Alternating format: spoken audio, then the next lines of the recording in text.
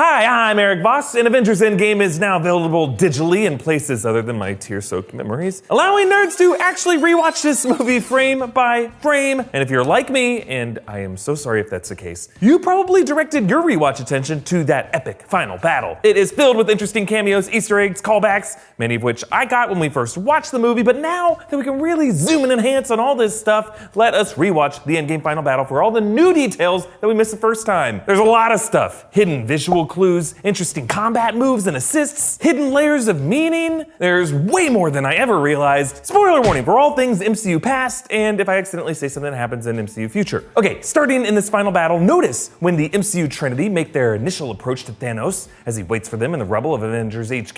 Thanos holds a handful of stones, debris from the rubble. Now it's hard to get an accurate count of these because the camera cuts away from his hand when he starts to flick them to the ground, but it looks as though Thanos is holding 6 of those stones, as if he's visualizing holding all 6 Infinity Stones in his hand, applying, I guess, that secret visualization mindset to this coming Stones battle. Remember, this Thanos is from 2014, a time before he conceived of a gauntlet as a way to contain all 6 stones at once. Thinking about the timeline, Eitri probably wouldn't have forged that for him until sometime between 2015 and 2017, depending on when you think that Age of Ultron post-credit scene took place, and whether the gauntlet in Odin's vault was indeed not legit. Okay, then the fight begins, and right away, Thor proved he has learned from his past mistakes. His first strikes against Thanos with Mjolnir, and then again with Stormbreaker, both go for the head, just as he did in the opening beheading. Thanos blocks Iron Man and Thor's duo power-up blast by twirling his blade, which some have interpreted as a nod possibly to the Thanos copter. That was the goofy yellow helicopter that Thanos flew in a 1979 Spider-Man comic. It was turned into a toy by Mattel and kind of a meme. Fans have been petitioning for it to appear in the MCU. This apparently is the closest we'll get, and we will take it. Another interesting detail to point out about this 3-on-1 fight is how it displays the relative strength between the Avengers. Like when Thanos hits Cap, Cap goes flying, but when Thanos hits Thor, a god, Thor takes a hit, but mostly absorbs it. Maybe it's all that insulation. Now, one of the more interesting moments we've been wondering about occurred right before the big Cap-wielding Mjolnir moment. Thanos is fighting Thor. Thor summons Stormbreaker, but Thanos intercepts it. He swings it upward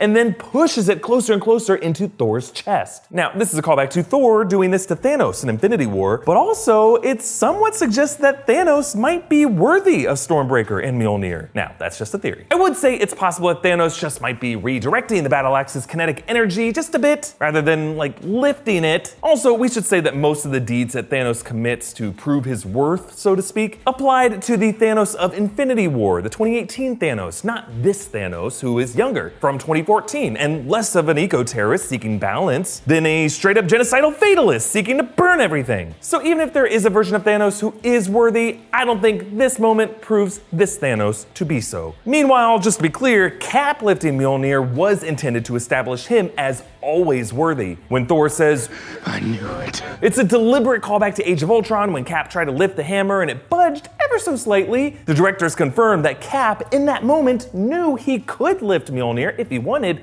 but he decided to spare Thor's pride. Cap shows off his mastery with Mjolnir when he tosses his shield past Thanos and then deflects Mjolnir off his own shield, creating a shockwave that knocks Thanos to his feet. Cap is recreating that team-up move that he and Thor did in the beginning of Age of Ultron. After this initial beatdown by Cap, Thanos, frustrated, removes his helmet and delivers a vicious volley in response. It's almost as if his helmet was getting in his way, so he removed it for round 2 of this boxing match. And when Cap tries to hit Thanos again with Mjolnir, Thanos grabs Cap's wrist, not Mjolnir's handle or Mjolnir itself. Perhaps this is another clue pointing to Thanos not being worthy. Cap gets knocked to the ground, shield split in half. The imagery of Cap defeated like this evokes Tony's nightmare vision in Age of Ultron. And for Tony, if you think about it, this darkest moment shows that nightmare coming true. Natasha's death, the return of Leviathans. The directors are returning to that imagery to make us feel complete despair here. Now, while all this is going on underground, a few interesting new details have emerged. As the other Avengers get their bearings in the rubble, Meanwhile, Ant-Man radios to Hulk, Rhodey, and Rocket, and behind Scott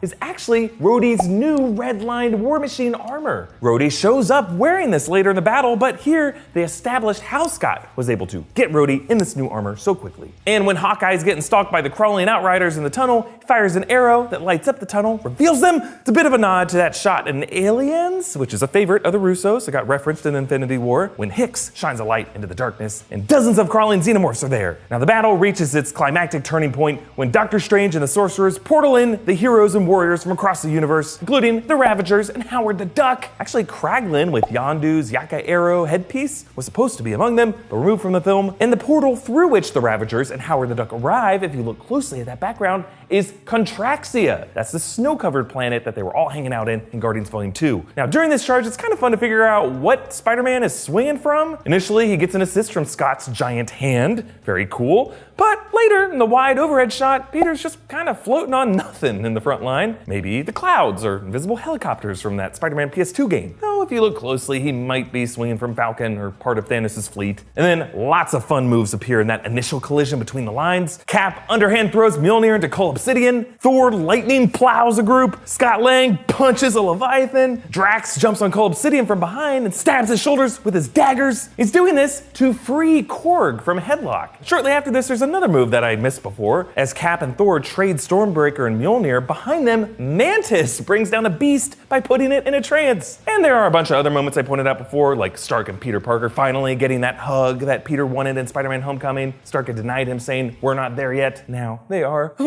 Also, Falcon stabs someone with his wingtips. So cool. And Hope Van Dyne radios to Cap. "We're on it, Cap." The knowing look that Scott gives her is a callback to that scene in Ant-Man the Wasp when Hope mocked him for this. It was a matter of national security that Cap needed help. Cap?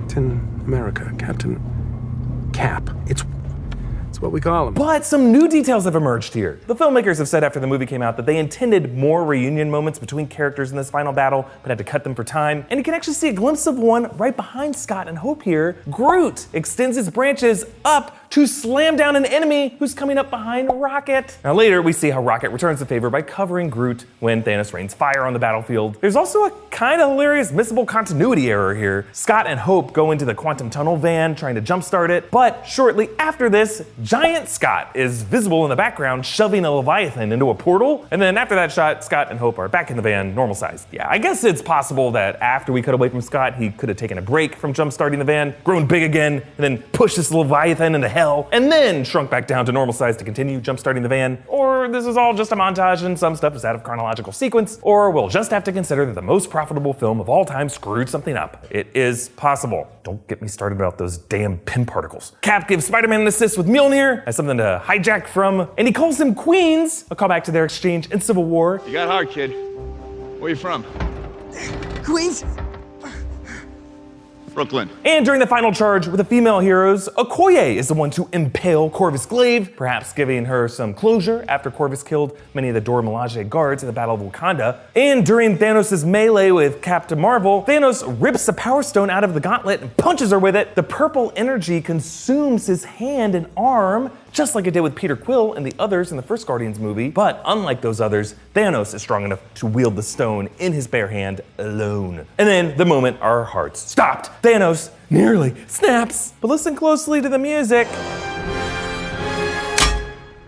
That music sting there is actually the same music that we heard all the way back in the first Avengers, the similarly heart-stopping moment that Iron Man flew the nuke through the portal. Come on, Stark. Composer Alan Silvestri resamples this dramatic leitmotif to bring us back to that feeling of nearly losing everything, but saved at the last second by Papa Tony. Thanos' forces dust away, and it's a kind of creepy, cathartic parallel to the tragic ending of Infinity War. Like a Leviathan dusts away right as it chomps down on Rocket, and it releases a haunting scream.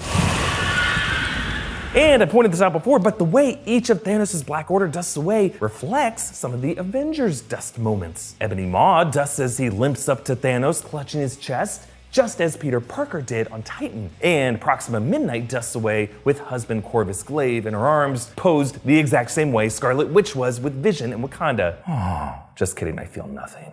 Thanos, meanwhile, is left empty gauntleted, returning him back to his empty gauntlet status from that Age of Ultron post-credit scene that started his whole stone quest. And his final breaths are shown in the exact same camera movement as his final shot in Infinity War, dollying around the Mad Titan as he limps, sits, and reflects. Now, there is one more possible Easter egg that a lot of people have been talking about showing up in Peter Parker's high school in the closing montage. There is a girl with short blonde hair, a pink backpack, and a web pattern on her skirt, which many are saying could be Gwen Stacy. Now, Marvel has not confirmed this, and they probably will never, because Gwen Stacy is technically a Sony property, and any appearance of the character in the MCU would have to be a huge, complicated negotiation. So this student is likely just one of the many Spider-Man fans at Peter Parker's high school, whom we can just call Gwen Stacy. Don't tell Sony. Comment down below with your favorite new detail that you spotted from your Avengers Endgame rewatch that I know you definitely did. Follow me on Instagram and Twitter at EAVOS, and subscribe to New Rockstars for breakdowns and theories about everything Marvel. Thank you for joining me, and now there's just the first 2 hours of this movie to rewatch frame by frame. Kill me.